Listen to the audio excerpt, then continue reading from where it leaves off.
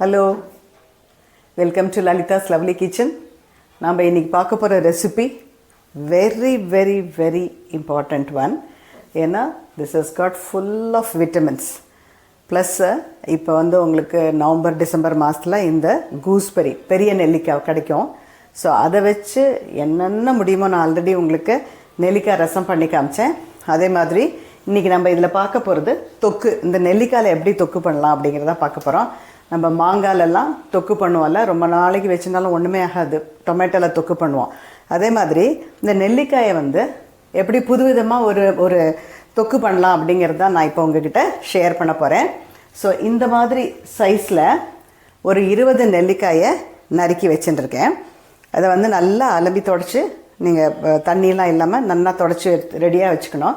ஏன்னா அதில் கொட்டை இருக்கும் இல்லையா, அதை ரிமூவ் பண்ணி 20 நெல்லிக்காய் எடுத்து வச்சுட்டுருக்கேன். அது கூட சேர்க்குறதுக்கு ஒரு 20லேருந்து 25 மிளகா, இதுவும் நல்லா தொடச்சிட்டு அலம்பி தொடச்சி வச்சுட்டுருக்கேன். இது என்னென்னா நல்ல காரம் இருக்குது. அதனால நீங்கள் நல்ல காரம் இருக்கிறதா போட்டுக்கோங்க. ஏன்னா இந்த நெல்லிக்காயில் நல்ல புளி இருக்கும். அதனால அதுக்கு ஈக்குவலண்ட்டாக இருக்கிற மாதிரி எடுத்துக்கணும். பச்சை மிளகா, அதுக்கப்புறம் அதுக்கு சேர்க்க வேண்டிய வெல்லம், உப்பு தான். இப்போ முதல்ல பாண்லியில் ஒரு டீஸ்பூன் நான் வெந்தயம் எடுத்து வச்சுட்டுருக்கேன். இந்த வெந்தயத்தை நல்லா மணம் வர வரைக்கும் நல்லா வறுத்துக்கணும். ஒரு table spoon, not 1 teaspoon, 1 table spoon எடுத்துட்டுருக்கேன். ஸோ இதை நல்லா வறுத்துக்கலாம். அண்டு உங்களுக்கு தெரியும், வெந்தயமும் ரொம்ப நல்லது உடம்புக்கு. நெல்லிக்காயும் நிறைய சத்துக்கள் இருக்குது, ஸ்பெஷலி விட்டமின் சி. அந்த ஒரு நெல்லிக்காய் நம்ம சாப்பிட்டோன்னா தட் இஸ் ஈக்குவலன் டு 1 ஆப்பிள். இப்போ வெந்தயம் நல்லா வறுபட்டாச்சு. உங்களுக்கு சத்தம் கேட்குறதா? வெடிக்கிறது.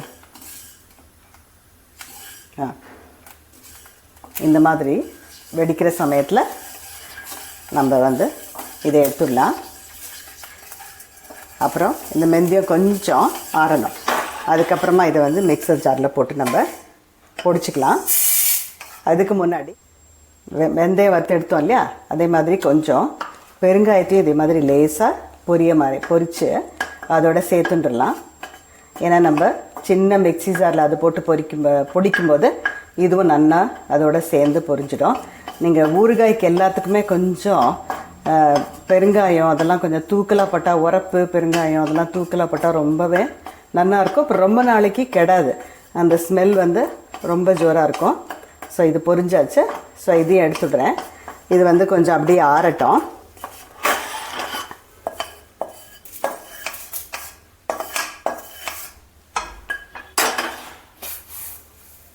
அதுக்குள்ளே நம்ம மிக்ஸி ஜாரில் இந்த நெல்லிக்காய், இது ஒரே இதில் கொள்ளலைன்னா 2 தரமாக அரைச்சிக்கலாம்.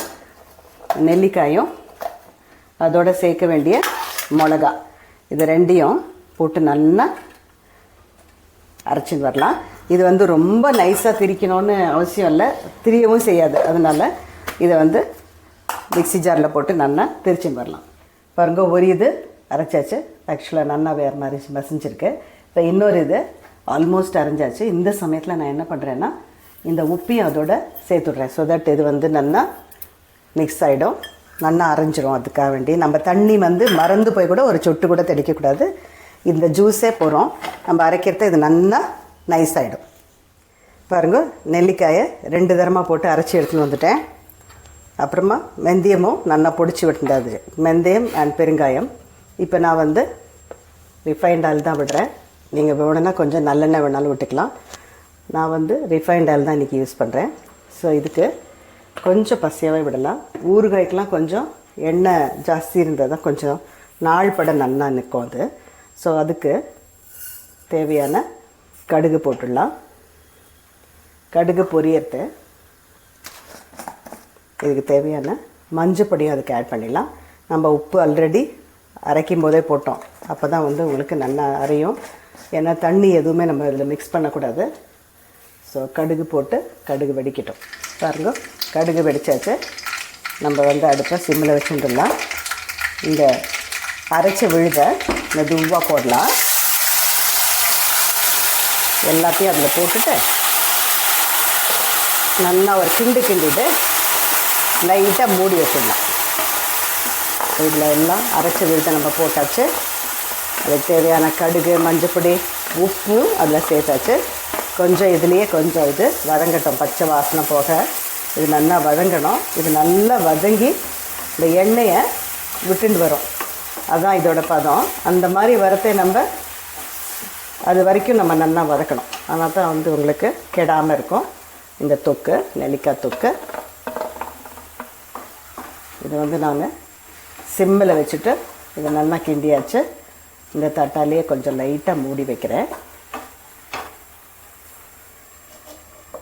கொஞ்சம் வேகட்டும், பார்க்கலாம். ஸோ இப்போ ஒரு 5 minutes ஆகிட்டு இது நீங்கள் அப்பப்போ திறந்து பார்க்கலாம் எப்படி இதாக இருக்குதுன்னு சொல்லிவிட்டு. ஒரு 5 minutes ஆயிருக்கு. ஸோ இந்த சமயத்தில் நான் இதுக்கு தேவையான வெல்லம் போடுறேன். ஏன்னா இதுக்கு நிறைய உப்பு நிறைய போட்டிருக்கனால உங்களுக்கு தேவையான அளவுக்கு நீங்கள் போட்டுக்கோங்க. ஜாஸ்தியோ கம்மியோ it is left you. So இது மாதிரி போட்டுட்டு நல்லா இன்னும் கொஞ்சம் கூட இது வதங்கட்டும். அது ஆனதுக்கப்புறமா நம்ம இந்த மெந்திய பொடியும் அதோட சேர்க்கலாம். இது வெல்லம் கரையணும். இப்படியே சிம்மிலேயே வச்சு இதை வந்து அப்பப்போ பார்க்கணும். Even if you close it, திறந்து பார்த்ததுனாக்கா உங்களுக்கு அது வெந்திருக்கா இல்லையாங்கிறது உங்களுக்கு தெரியும். ஸோ இப்படியே இன்னும் ஒரு 2-3 minutes இப்படியே வேகட்டும், மூடி வைக்கலாம். பாருங்கள், இப்போ கொஞ்சம் கலரும் சேஞ்ச் ஆகிருக்கு இல்லையா? ஸோ வெந்திருக்குன்னு அர்த்தம். ஸோ இப்போ வந்து நம்ம பொடி பண்ணி வச்சுருக்கிற வெந்தயம் அண்ட் பெருங்காயம் அது ரெண்டையும் சேர்த்து பொடிச்சிருக்கோம். ஸோ நான் அதை இதோட ஆட் பண்ணுறேன். பிலீவ் மீ, இந்த சர்க்கரை போட்டது ஸ்வீட்டு, அப்புறமா காரம், பச்சை மிளகாயோட உப்பு, அதுக்கப்புறமா புளி, இந்த நெல்லிக்காயோட புளி, அதுக்கப்புறம் இப்போ போட்டிருக்கிற இந்த வெந்தயத்தோட மணம் எல்லாம் சேர்ந்து இப்போயே சாப்பிட மாட்டோமான்னு இருக்கு. ஸோ இது இன்னும் கொஞ்சம் கூட வதங்கட்டும். அந்த எண்ணெய் விட்டுன்னு வரும். சிம்மில் வச்சிடலாம், தப்பி தவறி கூட பெருசாக வச்சிடாதீங்க. சிம்மில் வச்சாக்கா அது தன்னால் அந்த எண்ணெய் விட ஆரம்பிக்கும். அந்த சமயத்தில் தான் இது குக் ஆகிருக்கு அப்படின்னு அர்த்தம். ஸோ இன்னும் ஒரு 2 minutes we'll try to make it. பாருங்கள், இப்போ வந்து இழுப்பு சட்டியில் ஒட்டாமல் வந்துடுது. இந்த எண்ணெயெல்லாம் சைடில் லைட்டாக விட்டு வருது. நான் இதுக்கு வந்து ஒரு 6 tablespoon மேலே விட்டுருக்கேன் எண்ணெய். பட் இதெல்லாம் குடிச்சுட்டு எடுத்து பாருங்க.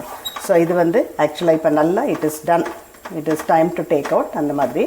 ஸோ இந்த மாதிரி ஒரு தொக்கு வந்து நல்லா உப்பு, புளி, திதிப்பு, அப்புறம் அதெல்லாம் பண்ணிவிட்டு அப்புறமா நம்ம பெருங்காயமும் மெந்தியப்பொடியும் போடும்போது it will be very very tasty. So நான் இப்போ இது ஆயிடுத்து நல்லா ஒட்டாமல் வருது இழுப்பு சட்டியில். ஸோ இதுதான் பதம். ஸோ இதை நல்லா இப்படி வச்சுட்டு ஆறினதுக்கப்புறமா தான் நம்ம வந்து இதை ஒரு ஏர்டைட் கண்டெய்னரில் நம்ம இதை வந்து போட்டு வச்சுக்கலாம். நல்ல ஏர்டைட் கண்டெய்னர், ப்ரிஃபரபிளி கிளாஸ். பிளாஸ்டிக்கில் போடாதீங்க, பிகாஸ் இது வந்து புளியெல்லாம் இருக்கிறனால இட் மைட் ரியாக்ட். அதே மாதிரி யூஸ் பண்ணுற ஸ்பூனும் no ever silver spoon. If you can make use of wooden one. So that will be better. So இந்த மாதிரி ஒரு தொக்கு என்னால் இங்கே நிற்கவே முடியல, அப்படி கம்முன்னு மணக்கிறது. நல்ல சூடாக சாதத்தில் நெய் போட்டு இது போட்டு கலந்து சாப்பிட்லாம்.